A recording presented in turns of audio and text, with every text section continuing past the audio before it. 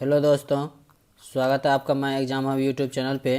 तो आज के इस वीडियो में हम लोग डिस्कस करने वाले हैं बीपीएससी मेंस से संबंधित एक क्वेश्चन डिस्कस करेंगे।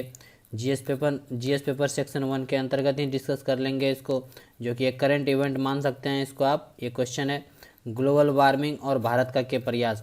क्योंकि ग्लोबल वार्मिंग जो ये करंट इशू है, अभी करंट मुद्दा है कि हमेशा ये चर्चे में रहता है। ग्लोबल वार्मिंग के कारण ये हो गया, ग्लोबल वार्मिंग के कारण वो हो गया। तो ग्लोबल वार्मिंग किस रीजन से होता है, क्यों होता है और इसको कंट्रोल करने में भारत के क्या प्रयास हैं, ये सारे तथ्य जो हैं इस वीडियो में डिस्कस करेंगे।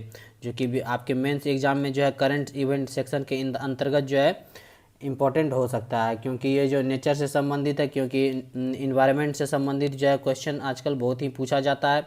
तो आपको पूछ लिया जाएगा कि ग्लोबल वार्मिंग मतलब क्यों हो रहा है ऐसा, और भारत के इसमें क्या प्रयास हैं ग्लोबल वार्मिंग को रोकने में। ओके, इस बात को आपको ध्यान रखना है। Global warming and India's effort. तो इस वीडियो से संबंधित आपको पीडीएफ चाहिए तो माय एग्जाम हब के नाम से टेलीग्राम चैनल है, वहाँ आप ज्वाइन कर लीजिए उसको। वहाँ आपको पीडीएफ प्रोवाइड कर दिया जाएगा ताकि बाद में जो आप वहाँ उससे रिवाइज कर सकते हैं। तो चलिए स्टार्ट करते हैं, देखते हैं इसके सारे इंपॉर्टेंट फैक्ट जो है वो डिस्कस कर लेते हैं। अगर आप चैनल पर नए हैं तो सब्सक्राइब कर लीजिएगा और अपने दोस्तों के साथ भी जो है ज़्यादा से ज़्यादा शेयर कर दीजिएगा, ताकि ज़्यादा से ज़्यादा लोग जो है इस वीडियो का बेनिफिट उठा सके। ओके, जो भी तैयारी कर रहे हैं। तो चलिए डिस्कस करते हैं इंपॉर्टेंट सारे फैक्ट इस क्वेश्चन के। विगत वर्षों से लगातार प्रकृति और मानव के द्वारा विभिन्न ऐसी गतिविधियां हो रही है जो पृथ्वी का धीरे धीरे तापमान बढ़ रहा है। बहुत सारे वर्षों से, विगत वर्षों से, पीछे वर्षों से होते हुए आ रहा है। प्रकृति के द्वारा लगातार जो है मानव के द्वारा ऐसी गतिविधियां हो रही है जिससे कि जो है पृथ्वी का तापमान जो वह धीरे धीरे करके बढ़ रहा है, जिससे जो है हिम ग्लेशियर तेजी से पिघल रहे हैं। हिम ग्लेशियर का पिघलना ही ग्लोबल वार्मिंग कहलाता है। जो भी अंटार्कटिका, आर्कटिक सर्कल पे जो भी हिम ग्लेशियर है वो पिघल रहा है धीरे धीरे। उसके कारण, किसके कारण, जो पृथ्वी का तापमान जो है धीरे धीरे बढ़ रहा है, जिसके कारण ये ग्लेशियर पिघल रहा है। इसी को जो हम लोग क्या बोलते हैं, ग्लोबल वार्मिंग बोलते हैं, जो पृथ्वी के ताप के बढ़ने के परिणाम स्वरूप होता है। साधारणतः शब्दों में कहा जाए तो ग्रीन हाउस के असंतुलन के कारण ग्लोबल वार्मिंग हो रही है। यह धरती के साथ साथ जीवों के लिए भी बेहद हानिकारक है। ये धरती के साथ तो हानिकारक है ही, साथ साथ धरती पे जितने भी तरह के जीव रहते हैं, जितने भी तरह के ह्यूमन बीइंग रहते हैं, जितने भी तरह के एनिमल्स रहते हैं, उसके लिए जो है ये बहुत ही हानिकारक है ग्लोबल वार्मिंग। ग्लोबल वार्मिंग को नियंत्रित करना काफ़ी चुनौतीपूर्ण तो है, किंतु नामुमकिन नहीं। ग्लोबल वार्मिंग को नियंत्रित कर सकते हैं, काफ़ी चुनौतीपूर्ण तो है, लेकिन नामुमकिन कुछ भी नहीं है। इसको भी, ग्लोबल वार्मिंग को भी नियंत्रित किया जा सकता है कुछ मेजर इंपॉर्टेंट स्टेप लेके। चलिए आगे देखते हैं। ग्लोबल वार्मिंग जो है एक सतत प्रक्रिया है, ये कोई एक दिन में घटने वाली प्रक्रिया नहीं है, ये सतत प्रक्रिया। ग्लोबल वार्मिंग का जो अभी इफेक्ट दिख रहा है आपको, ये कोई एक दिन का प्रक्रिया नहीं है, ये सतत होते चले आ रहा है। वर्षों से, विगत वर्षों से मानव द्वारा जो भी एक्टिविटी किया जा रहा है तो उसके कारण जो है ये ग्लोबल वार्मिंग हो रहा है। धरती का टेम्परेचर बढ़ रहा है धीरे धीरे। वैज्ञानिकों को आशंका है कि 2035 तक औसत वैश्विक तापमान अतिरिक्त 0.3 से 0.7 डिग्री सेल्सियस तक बढ़ सकता है। वैज्ञानिक का आशंका है कि 2035 तक इतने डिग्री टेम्परेचर जो है वो बढ़ सकता है। आपको ये अभी कम लग रहा होगा कि 0.3 से 0.7 डिग्री ही टेम्परेचर बढ़ेगा तो इससे क्या हो जाएगा, लेकिन ये जब एवरेज टेम्परेचर के रूप में ये बढ़ता है तो बहुत ही बड़ा इम्पैक्ट डालता है। ओके, इस बात का आपको ध्यान रखना है। इतना ही टेम्परेचर 0.13 से 0.7 डिग्री बढ़ने से ही है जो सारा उथल पुथल मच जाएगा पृथ्वी पे। सारे हिम ग्लेशियर जो है वो पिघलने लग जाएंगे, समुद्र का जल स्तर बढ़ने लग जाएगा, बहुत सारे एरिया, कोस्टल एरिया डूब जाएंगे और असमय वर्षा होगा। जितना समुद्र का जल स्तर बढ़ेगा, जितना गर्मी होगा, उतना वेपोराइजेशन होगा, उतना ही ज़्यादा अधिक से अधिक वर्षा होगा, उतना जहाँ मन तहाँ बाढ़ आएगा। तो ये सारे किसके इफेक्ट हैं, सारे ग्लोबल वार्मिंग के इफेक्ट हैं। इसलिए जो है बहुत ही एक चुनौतीपूर्ण जो है समस्या है ग्लोबल वार्मिंग। इसको जो है नियंत्रित करना जो है बहुत ही आवश्यक है। ये एक सतत प्रक्रिया है। तो वैज्ञानिकों का अनुमान है कि ये इतने से इतने डिग्री तक सेल्सियस बढ़ सकता है। ग्लोबल वार्मिंग क्या होता है? ग्लोबल वार्मिंग होता है पृथ्वी के वातावरण के समग्र तापमान में क्रमिक वृद्धि होना जो है ग्लोबल वार्मिंग कहलाता है। पूरे पृथ्वी के वातावरण में समग्र तापमान, एक साथ तापमान की वृद्धि होने में जो है क्रमिक वृद्धि को क्या बोला जाता है? Global warming. ग्लोबल वार्मिंग के क्या कारण है? ग्लोबल वार्मिंग जो एक गंभीर समस्या बन गई है। यह समस्या वैश्विक संकट के रूप में मानव जीवन, पशु जीवन एवं पेड़ पौधे के सामने खड़ी है। कोई एक पर्टिकुलर लोकेशन पे ये समस्या नहीं है। ग्लोबल वार्मिंग जो है एक वैश्विक समस्या है, सबके लिए ये समस्या पूरे वर्ल्ड में इसको देखा जा सकता है। पूरे मानव जाति को, पूरे पशु जीवन को, पेड़ पौधे के सामने ये समस्या खड़ी है ग्लोबल वार्मिंग का। इस समस्या का केवल एक कारण नहीं बल्कि कई कारणों से ग्लोबल वार्मिंग की समस्या हो रही है। इसके अंतर्गत प्रमुख सारे कारण हैं, कोई एक कारण नहीं होता है ग्लोबल वार्मिंग का।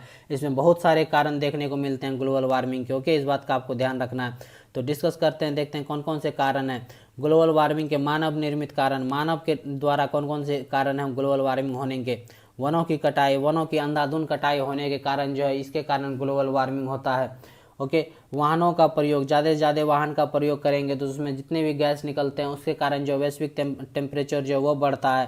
क्लोरोफ्लोरोकार्बन के कारण, औद्योगिक विकास के कारण, रासायनिक खाद एवं कीटनाशक के कारण, कृषि के कारण, जनसंख्या के कारण, ये सारे जो हैं ग्लोबल वार्मिंग बढ़ने के मानव निर्मित इंपॉर्टेंट कारण है। ये सारे आप फैक्ट जो हैं एग्जाम में लिख सकते हैं यदि पूछा जाए तो ग्लोबल वार्मिंग के बारे में। मानव निर्मित कारण में वनों की कटाई, वाहनों का प्रयोग, क्लोरोफ्लोरो, औद्योगिक विकास, रासायनिक, कृषि, जनसंख्या, ये सारे इंपॉर्टेंट फैक्ट हैं। नेक्स्ट है ग्लोबल वार्मिंग के प्राकृतिक क्या कारण है? ज्वालामुखी जो एक प्राकृतिक कारण है, जलवाष्प है, परमाफ्रॉस्ट का पिघलना है, ये सारे जो है क्या है प्राकृतिक कारण आपको ध्यान रखने हैं। और ग्लोबल वार्मिंग के प्रभाव क्या हैं? क्या प्रभाव दिखते हैं जब ग्लोबल वार्मिंग होता है तो इसके प्रभाव क्या दिखते हैं? तापमान में तीव्र वृद्धि देखते होंगे आपकी पहले के अनुपात में। अभी जो है गर्मी कितना ज़्यादा बढ़ गया है। गर्मी जो बढ़ा है, जब मन तब बारिश हो रहा है, समय अनुसार कुछ भी नहीं हो रहा है। समुद्र का जल स्तर में वृद्धि हो जाएगा ग्लोबल वार्मिंग के कारण। ग्लेशियर सारे पिघलने लग जाएंगे। ग्लेशियर पिघलेगा तो स्वाभाविक सी बात है समुद्र का जल स्तर जो है वो बढ़ेगा ही बढ़ेगा। नेक्स्ट है जल का संकट आ जाएगा। पशु एवं वनस्पतियों पर भारी असर पड़ेगा, गहरा प्रभाव पड़ेगा पशु एवं वनस्पतियों पर। इस बात का आपको ध्यान रखना। तो ग्लोबल वार्मिंग के ये सारे इफेक्ट हैं, ये सारे प्रभाव आपको देखने को मिलेंगे धीरे धीरे। अब देखते हैं नेक्स्ट ग्लोबल जलवायु परिवर्तन और ग्लोबल वार्मिंग में क्या अंतर, ये सारे इस वर्ड को डिस्कस कर लेते हैं।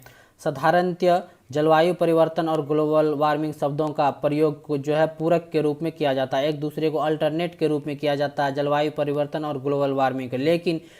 लेकिन यदि इनमें अंतर किया जाए तो जलवायु परिवर्तन मोटे तौर पर औसत मौसम जैसे कि तापमान, वर्षा, आर्द्रता, हवा, वायुमंडलीय दबाव, समुद्र के तापमान आदि में लगातार परिवर्तन को कहा जाता है।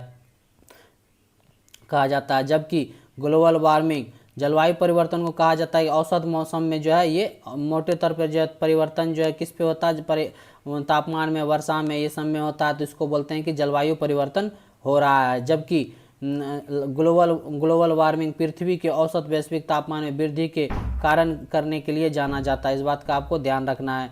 वैश्विक तापमान में वृद्धि करने के लिए जो है पृथ्वी के औसत तापमान को जाना जाता है, इसको बोलते हैं ग्लोबल वार्मिंग। नेक्स्ट देखते हैं, उम्मीद करते हैं ये अंतर आपको पता चल गया होगा, थोड़ा सा डिफरेंस है इसमें। नेक्स्ट है ग्लोबल वार्मिंग कम करने हेतु तो भारत के क्या प्रयास हैं? सबसे इम्पोर्टेंट पॉइंट तो ये है कि भारत के इसमें क्या प्रयास हैं। हानिकारक ग्रीन हाउस गैसों और वैश्विक औसत तापमान को कम करने में भारत एक अहम भूमिका निभा रहा है। इसके लिए भारत द्वारा 2015 में एनडीसी UNFCCC को भी प्रस्तुत किया गया है। इस बात का आपको ध्यान रखना है। राष्ट्रीय स्तर पर निर्धारित आयोग एनडीसी वर्ष 2015 में पेरिस में आयोजित होने वाले संयुक्त राष्ट्र के महत्वपूर्ण जलवायु सम्मेलन से पूर्व भारत द्वारा राष्ट्रीय स्तर पर निर्धारित योगदान, नेशनल डिटरमिन्ड कंट्रीब्यूशन जिसको बोलते हैं, के रूप में 3 प्रमुख स्वैच्छिक प्रतिबद्धताओं की घोषणा की गई थी। ये घोषणा कौन कौन से थे? वर्ष 2030 तक अपने सकल घरेलू उत्पाद की उत्सर्जन तीव्रता को 2005 के मुकाबले 33 से 35% कम करना। ये भारत के स्टेप हैं, भारत से द्वारा लिए गए हैं कि ग्लोबल वार्मिंग को कैसे नियंत्रित किया जा सके। वर्ष 2030 तक गैर जीवाश्म ईंधन आधारित विद्युत की हिस्सेदारी में 40% तक वृद्धि करना है। ये सारे इंपॉर्टेंट पॉइंट आप लिख सकते हैं। 5 से 3 बिलियन टन कार्बन डाइऑक्साइड अवशोषित करने हेतु वन आवरण अर्थात कार्बन सिंक में वृद्धि करना।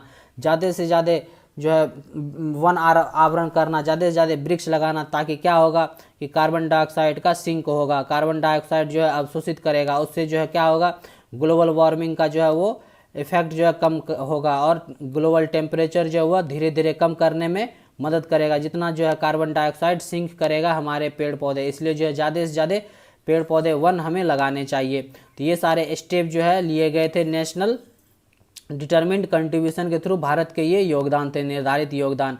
अब देखते हैं कार्बन, पहले सिंक, इस वर्ड को जान लेते हैं। कार्बन सिंक क्या होता है? प्राकृतिक वातावरण जो कार्बन डाइऑक्साइड को वायुमंडल से अवशोषित करने की क्षमता रखता है, उसको क्या बोलते हैं? कार्बन सिंक बोलते हैं। प्राकृतिक वातावरण में जितने भी पेड़ पौधे हैं, गाछ वृक्ष हैं, उसके कारण जो भी वायुमंडल से कार्बन डाइऑक्साइड अवशोषित करने की क्षमता रखते हैं, उसको हम लोग क्या बोलते हैं? कार्बन सिंक बोलते हैं। उम्मीद करते हैं ये आपको वर्ड जो है समझ में आ गए होंगे कि कार्बन सिंक क्या होता है। नेक्स्ट को चलते हैं, देखते हैं ग्रीन चारकोल। अब देखते हैं क्या होता है ग्रीन चारकोल। ग्रीन चारकोल जो है एक प्रकार का जैव ईंधन है। ये एक अल्टरनेट ईंधन है जिसे स्थानीय और वहनीय रूप में बनाया जा सकता है। कृषि अपशिष्ट पदार्थों को एक भट्टी में कार्बनित करके ग्रीन चारकोल का निर्माण किया जा सकता है। कृषि के जो भी अपशिष्ट पदार्थ हैं उसको जो एक भट्टी में डालकर कार्बनीकृत करके जो है इसका निर्माण किया जा सकता है। ध्यातव्य यह है कि विगत माह में विद्युत मंत्रालय द्वारा ग्रीन चारकोल हैकेथॉन का आयोजन किया गया था। तो ये विद्युत मंत्रालय के द्वारा भी इसको क्या कहते हैं कि किया गया था, इसको प्रमोट किया गया था, इस हैकेथॉन का आयोजन किया गया था कि ग्रीन चारकोल जो है एक अच्छा जैव ईंधन के रूप में, विकल्प के रूप में उभर के आ सकता है। तो ग्रीन चारकोल का क्या उद्देश्य है ये देखते हैं। कृषि भूमि पर जलाए जाने वाली अग्नि को कम करेगा ये ग्रीन चारकोल। कृषि अवशेषों से अक्षय ऊर्जा का उत्पादन करना, ये सारे स्टेप हो जाएंगे। स्थानीय उद्यमिता को बढ़ावा मिलेगा ग्रीन चारकोल की मदद से। ओके, इस बात का आपको ध्यान रखना है। किसानों की आय में वृद्धि करने हेतु वायु को स्वच्छ बनाना, ये भी इम्पोर्टेंट कारण है। किसानों के तकनीक की सुविधा उपलब्ध कराना, ये सारे भी इम्पोर्टेंट कारण है। ग्रीन चारकोल के आने से ये एक जैव ईंधन के रूप में देखा जाता है।